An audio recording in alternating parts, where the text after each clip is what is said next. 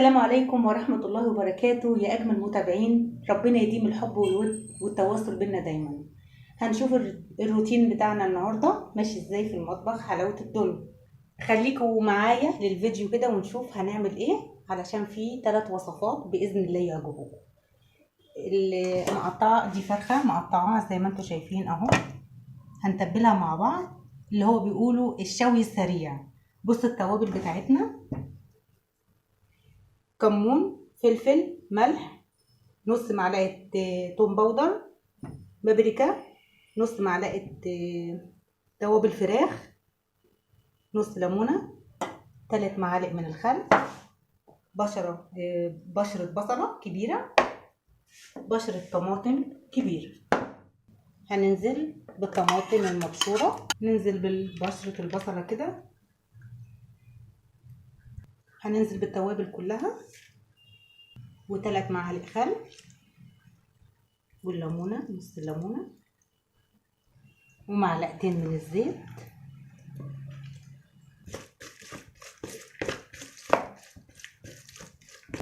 ننزل كده عامله لها فتحات.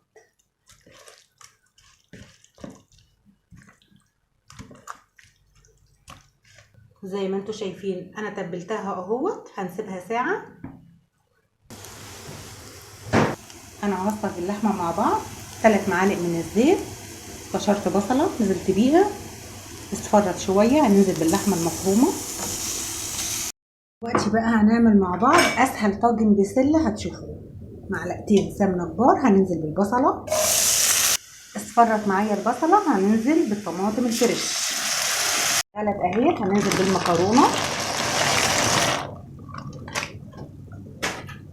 معلقه ملح، معلقه زيت كبيره. داخله على سوا التسبيكه بتاعت البسله. ادي كمون، هنتبلها بالتوابل بقى كده، حبه فلفل، مرقه دجاج، لورا. منيو الاكل النهارده جميل. تابعوا الفيديو للاخر علشان وصفاتنا النهارده للبنات اللي لسه بيتعلموا الطبيخ يخليهم معايا عشان هيستفادوا كتير. هنعمل البشاميل مع بعض. هننزل بمعلقتين سمنه كبار، نزلت ب4 معالق دقيق. هننزل باللبن على طول على طول على طول على طول وهنقلب. والمكرونه وهي بتتسلق هناخد كرنبين كده ميه مغليه هنحطهم هنا على البشاميل. ادي 1 ادي 2. التوابل بتاعت البشاميل بسيطه. حطينا شويه فلفل وشويه ملح علشان الكمون. لو حطينا كمون في اللبن زي ما انتوا شايفينه كده اهوت هيبقى غامق. هننزل بقى وحطينا جبنه. الجبن اللي انتوا تفضلوها حطوها.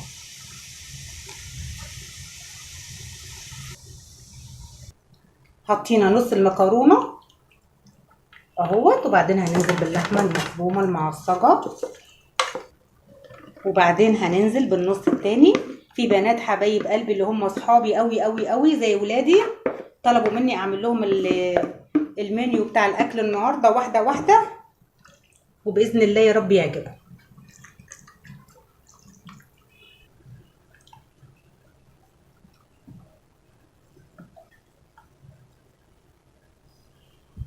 حطينا جبنه في البشاميل اهو، مش لازم احط على الوش بقى.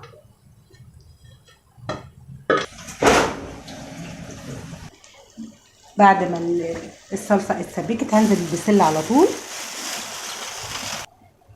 شايفين الشكل عامل ازاي؟ محطناش صلصه. جميله ازاي؟ كرنبين شوربه يا دوبك. انا عايزاها تكون فيها سوائل عشان لسه هتدخل الفرن. مرحله الفراخ بقى هندهنها سمنه كده الصينيه او حته زبده. دي ميه بصل هننزل في الصينيه كده. نرص الفراخ،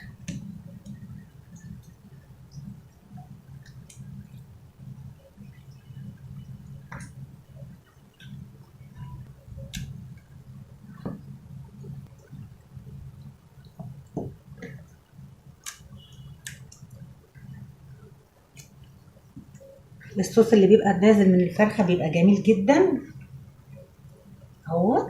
حاول نملى الفراغات اهو. انا غطيها بورق الفويل، هتتحط نص ساعه تحت خالص على الشبكه على الصاجه. هنحط البسله في الطاجن، بسله لوحدها من غير لا بطاطس ولا جزر.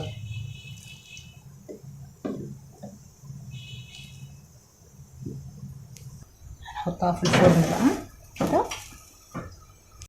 خلصت حلقتنا النهارده، يا رب تعجبكم. هنشوف البشاميل الجميل قوي ده. بسم الله الرحمن الرحيم. هو سخن بقى وانا بحاول هشوف لكم حته كده نشوفها مع بعض، فلازم يبرد شويه عشان تعرفوا تقطعوه. بسم الله الرحمن الرحيم.